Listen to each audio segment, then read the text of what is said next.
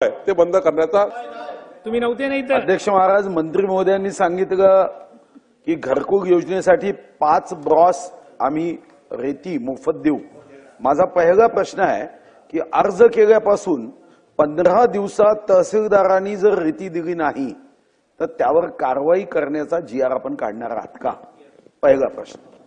दुसरा, अध्यक्ष महाराज, 2 वर्षामध्ये साधारणतः 6000 पेक्षा जास्त वाहनं ही यामध्ये जप्त केली आणि 1 दिवसांनी, 2 दिवसांनी, 4 दिवसांनी सोडली। माझा दुसरा प्रश्न आहे की अनेक अधिकारी आता रेतीच्या संदर्भात धृतराष्ट्राच्या भूमिकेत गेले, तर या संदर्भात जो रेतीची चोरी पकडून देईल त्याला ते वाहन बक्षीस देण्याची योजना सरकार करेल का? हा, म्हणजे मग काही लोक सरकारला एक मित्र म्हणून काम करतील, अन्यथा काय? आणि तिसरा प्रश्न आहे की अध्यक्ष महाराज, खरं तर कधीतरी म्हण लहानपणी शिक्षक सांगायचे, प्रयत्ने वाळूचे कण रगडता तेलही निघे। आता प्रयत्ने वाळूचे कण चोरता भरपूर धन निघे। माझा मंत्री महोदयांना स्पेसिफिक प्रश्न आहे की या संदर्भामध्ये आपण एक पोर्टल करणार आहात का? आमदार म्हणून आम्ही तक्रारी केल्या तरी अध्यक्ष महाराज काहीच करता येत नाही। दुर्दैवाने तक्रार करणाऱ्यांवर हमले होतात आणि चोरी करणारे मात्र हे अधिकाऱ्यांच्या हृदयामध्ये राहतात। अध्यक्ष महाराज, यासाठी मंत्री महोदय झुंजार आहे, त्यांचं भविष्य एवढं उज्ज्वल आहे। आता आम्ही सूर्यास्ताच्या दिशेने निघालो आहे, ते सूर्योदयाच्या दिशेने निघाले आहे। तर अध्यक्ष महाराज, मंत्री महोदयांना माझी आग्रहाची विनंती आहे की घरकुलांचं स्वप्न पूर्ण करण्यासाठी 15 दिवसात जर घरकुलाचे पैसे दिले नाही किंवा घरकुलासाठी रेती दिली नाही तर 15 दिवसानंतर तहसीलदारावर कारवाई केलीच पाहिजे। मग पहा, धृतराष्ट्र सुद्धा कशा पद्धतीने अध्यक्ष महाराज जागे होतील हे करणार आहे का? मंत्री महोदय, सुधीर भाऊने अत्यंत महत्वाचा राज्याचा प्रश्न मांडला आहे। सुधीर भाऊ, 8 दिवसात जे आपलं वाढू धोरण येत आहे त्यामध्ये ही बाब अंतर्भूत करणार आहे की 15 दिवसाच्या आतमध्ये तहसीलदारनी घरकुलाला वाढू उपलब्ध करून दिली पाहिजे, अन्यथा तहसीलदारवर कारवाई करण्याच्या वाढू धोरणाचा भाग आम्ही करणार आहोत। स्पष्टपणे मी त्याच्यात म्हटलंय, कुठेही आम्ही त्या वाढू धोरणामध्ये जेव्हा तुम्हाला गरज पडली तर मी आपल्याला विनंती करेल, अजूनही वाढू धोरण हे कॅबिनेटमध्ये यायचं आहे, 2-3 दिवसात येईल। मी ते वाढू धोरण नानाभाऊला पाठवतो, तुम्हालाही पाठवतो पुन्हा एकदा, त्याचं एकदा चेक करा। अजूनही काय टाकता येईल ते टाकू आपण, पण या राज्यातलं उद्याचं जे 2 वर्षानंतर या राज्यात वाळू माफिया संपले पाहिजे या दृष्टीने आपण करू। आणि सुधीर भाऊ, हे आपण करू, 15 दिवसाच्या आत घरकुलाला रेती मिळालीच पाहिजे, 5 ब्रास रेती मिळाली पाहिजे, 0 पैशात मिळाली पाहिजे। फक्त वाहतूक ही त्या घरकुल मालकाला करावी लागेल। फ्री रेती आम्ही देऊ आणि फ्री रॉयल्टी देऊ, एवढं आम्ही त्या ठिकाणी करू आणि 15 दिवसात देऊ। दुसरं, एक महाखरीद पोर्टल सुधीर भाऊ आपल्याकडे आहे, पण आपलं म्हणणं आहे की तक्रार करता एक पोर्टल महसूल खात्याने केलं पाहिजे, तर याचेही एक पोर्टल आम्ही निश्चितपणे सुधीर भाऊ करणार आहोत। ते वाढू धोरणाचा तोही भाग आहे, त्याच्यातही आपल्याला आम्ही समोर जातो आहे। आणि तिसरा प्रश्न तर तो आता सध्या जो वाहन जप्त केल्यावर ते वाहन माहिती बोलू दे त्यांना की तुम्ही ज्यानी गाडी पकडली त्याला ती गाडी देता येणार नाही, मान्य। पण वन विभागात आम्ही नियम काय केला होता अध्यक्ष महाराज, ती गाडी 7 दिवसाच्या आत RTO मध्ये सरकारच्या नावाने करायचो। तुम्ही सरकारच्या नावाने गाड्या करा, या साऱ्या गाड्या JCB पासून सर्व हे सरकारच्या नावाने करा आणि तुम्हाला नंतर योजना करता येईल की बचत गटाला मोफत द्या, बाकीच्यांना द्या, रोजगार लाभेल ना। एकच माणूस रेती चोरी करून श्रीमंत व्हायचा। अध्यक्ष महाराज, ही काही पद्धत नाही आहे। गोरगरिबांना त्याचा फायदा मिळू द्या। सरकार जमा करण्याचा वन विभागाचा जो कायदा आहे तो तसाच्या तसा, महसूल आणि वन हा एकच विभाग आहे। तुम्ही जमा करा गाड्या, सरकार मी प्रियांका नागने आपल्या मराठी चॅनलवरती तुमचं सर्वांचं स्वागत आहे। आता पीएम घरकुल योजना म्हणजे प्रधानमंत्री ग्रामीण आवास योजनेसंदर्भात मुख्यमंत्र्यांची मोठी घोषणा झाली होती। हे सर्वांना आपल्याला माहिती आहे की 50,000 रुपयांची अनुदान रक्कम वाढ सुद्धा केली आहे। पण या बाबतीत अजून एक मोठी बातमी म्हणजे तुम्हाला जर मोफतपणे वाळू म्हणजेच रेती पाहिजे असेल तर तुम्हाला हे प्रकारे काम करावं लागणार आहे।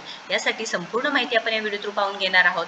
जीआर सुद्धा आहे ते सुद्धा आपण सविस्तरपणे पाहणार आहोत। त्यामुळे नक्कीच आपल्या चॅनलला सबस्क्राइब करा आणि शेवटपर्यंत व्हिडिओ नक्कीच बघा। आता प्रधानमंत्री ग्रामीण आवास योजनेच्या लाभार्थ्यांना दिल्या जाणाऱ्या अनुदानात वाढ करण्याचा मोठा निर्णय राज्य सरकारने घेतला आहे। आतापर्यंत घरकुलसाठी मिळणाऱ्या 1.20 लाख रुपयांच्या अनुदानात 50,000 रुपयांची वाढ करण्याची घोषणा मुख्यमंत्री देवेंद्रजी फडणवीस यांनी केली होती।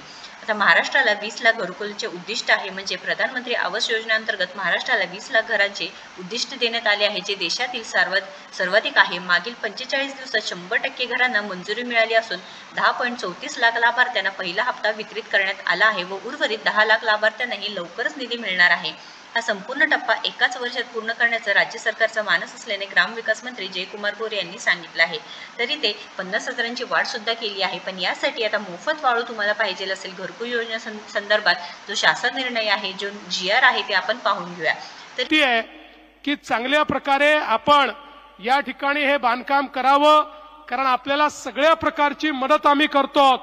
रेती देखील त्या ठिकाणी 5 ब्रासपर्यंत मोफत देण्याचा निर्णय आपण यापूर्वी केलेला आहे। त्यामुळे ती रेती देखील जर कुठे अडचणी असतील तर जिल्हाधिकाऱ्यांना आणि सगळ्या सीओंना मी सांगतो की तात्काळ आमचे हे जे प्रधानमंत्री आवास योजनेचे लाभधारक आहेत यांना रेती मिळेल अशा प्रकारचं त्या ठिकाणी नियोजन करून प्राधान्याने त्यांना रेती देण्याचं काम आपण करावं। मी आज या निमित्त शासनामार्फत वाळू किंवा रेतीचे उत्खनन, साठवणूक व ऑनलाईन प्रणालीद्वारे विक्री याबाबत एक धोरण आहे। हे जे जीआर आहे 19 एप्रिल 2023 रोजी आली आहे। आता प्रस्तावना काय आहे, त्यानंतर ते सविस्तर माहिती काय आहे ते पाहून घेऊया। महाराष्ट्र गौण खनिज उत्खनन नियम 2013 मधील प्रकरण 5 मध्ये नाला, नदी व खडीपात्र वाळू रेतीचे निर्गतीबाबत तरतुदी केल्या असून नियम 70 मधील लिलाव, विनियोग इत्यादी अटी व शर्ती या संदर्भात कार्यपद्धती शासनाकडून वेळोवेळी सूचनाद्वारे विनिर्दिष्ट करण्यात येईल अशी तरतूद केली आहे। तर आता वाळू संदर्भाची माहिती आहे आपण पाहून घेऊया। केंद्र राज्य शासनाचा मोठा प्रकल्पकर्ता वाळू उपलब्ध करून देणे।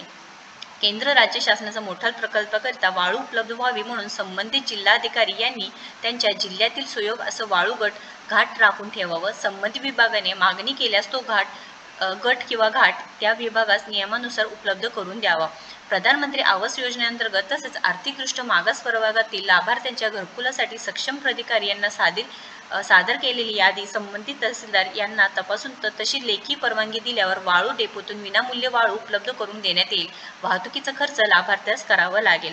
या संदर्भात खूप मोठी बातमी आहे, खूप मोठी माहिती आहे, कारण केंद्र राज्य शासनाचा एक मोठा प्रकल्पकरिता वाळू उपलब्ध तुम्हाला करून देणार आहे। यासाठी तुम्हाला परवानगी मिळवायची आहे व तुम्ही इथे संबंधित तहसीलदार यांना तपासून म्हणजे तुम्ही लेखी परवानगी दिल्यानंतर तुम्हाला विनामूल्य म्हणजे कोणतेही पैसे न भरता वाळू किंवा रेती मिळणार आहे। पण जे काही वाहतुकीचा खर्च आहे ते मात्र तुम्हाला स्वतःला करावं लागणार आहे। तर प्रधानमंत्री आवास योजनेअंतर्गत तसेच आर्थिकदृष्ट्या जे मागास प्रवर्गाचे लाभार्थी असणार आहे त्यांना जर वाळू किंवा रेती पाहिजे असेल तर नक्कीच हे तुम्ही करू शकता।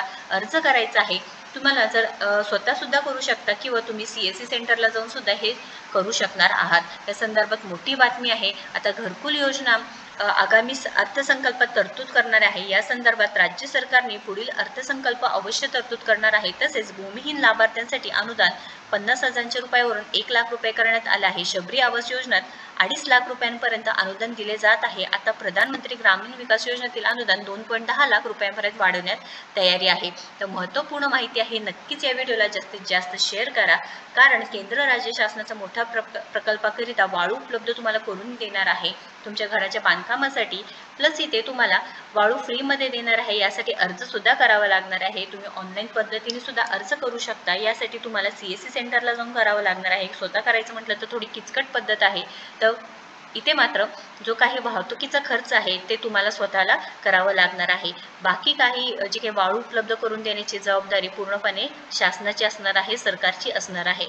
महत्त्वपूर्ण माहिती आहे। नक्कीच या व्हिडिओला जास्तीत जास्त शेअर करा। व्हिडिओ जर आवडला असेल तर नक्कीच लाईक करा आणि नक्कीच आपल्या चॅनलला सबस्क्राईब करा। थँक्यू।